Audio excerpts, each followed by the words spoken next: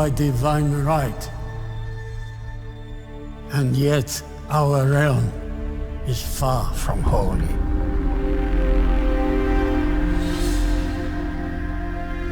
The armies we command paint red the map. Why fight when hearts and minds are easily swayed?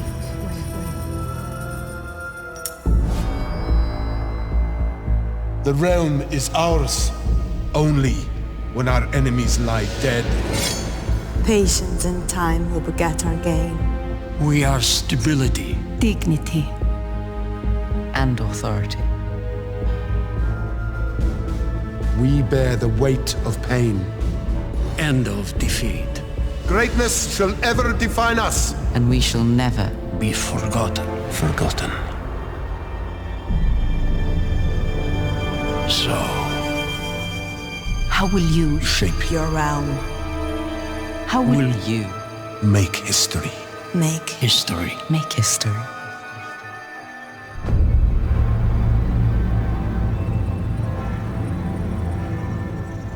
Okay, so early development means that maybe by 2035 we get to play it. Will we have to show digital ID before we can log on? Probably, but I was actually interested in one thing, and one thing only, and this would tell me if the game is shit or not. Are they making a new engine? Because the previous engine, especially the one they used in Total Warhammer, and I think like they started using it since Age of Empires, was utter shit. Like every single game coming out, like people were bitching about the engine, and they usually had the point. It's one of the main reasons why Rome Total War 2 was a colossal failure at launch. And every single time they would release a game, it was abysmal, and then they would have to patch it and patch it and patch it. And you could see like they're struggling with the engine. Like the patches were pretty much like trying to find build-arounds and workarounds because the engine was shit.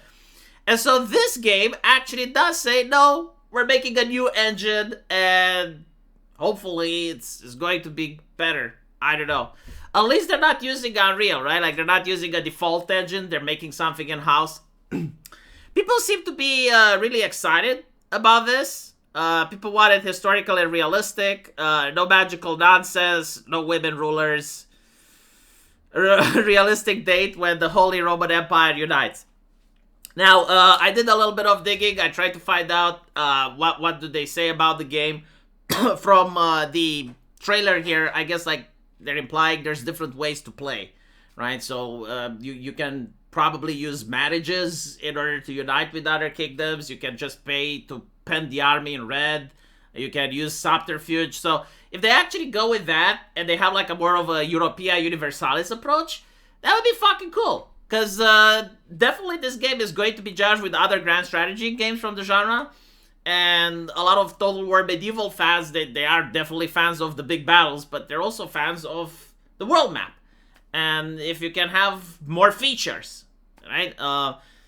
Total War actually went the other way around. Like Creative Assembly did the opposite. Like they came out with early games that were very complex and had a lot of features.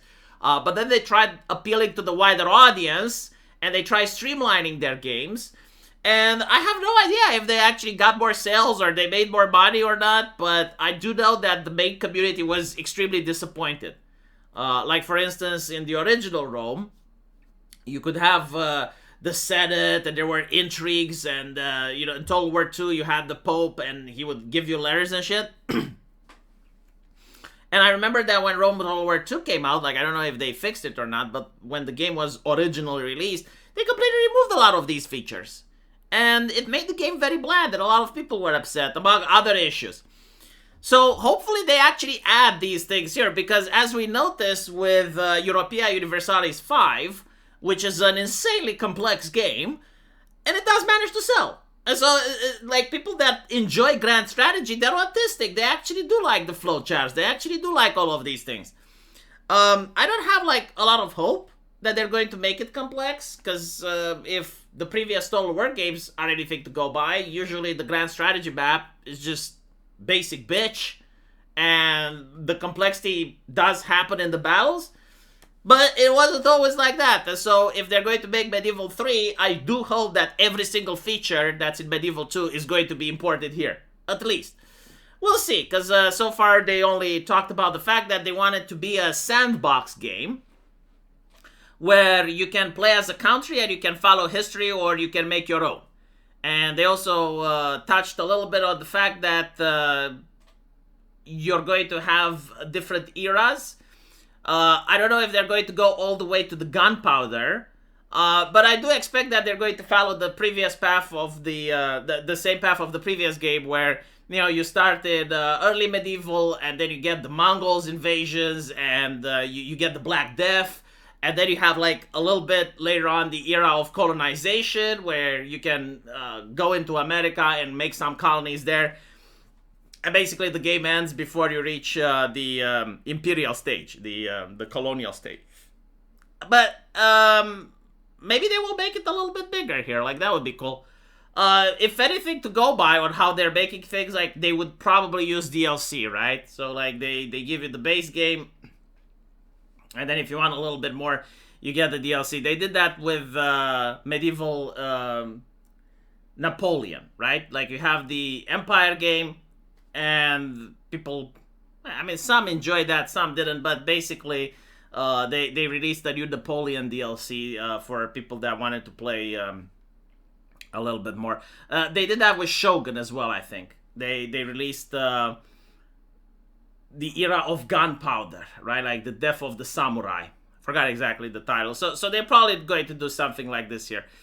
All in all, I mean, it's not that I'm hyped. I don't think like gamers can be hyped in the current era, but I am intrigued. And given the fact that this game comes after the anti-woke backlash, when a lot of gamers were basically saying, okay, enough with this nonsense, chances are that a lot of gaming companies did actually start listening more to gamers than to journalists, and this may actually be one of those games that is one of the first that comes out after the Bud Light protest, which basically told a lot of companies, okay, maybe the era of social justice is over, and maybe you should start firing some incompetent people and start focusing on making entertainment again. We'll see. Again, I will monitor this closely, and I will let you know if any other news comes out. Do let me know what you think, and I'll see you guys in the comment section. Take care.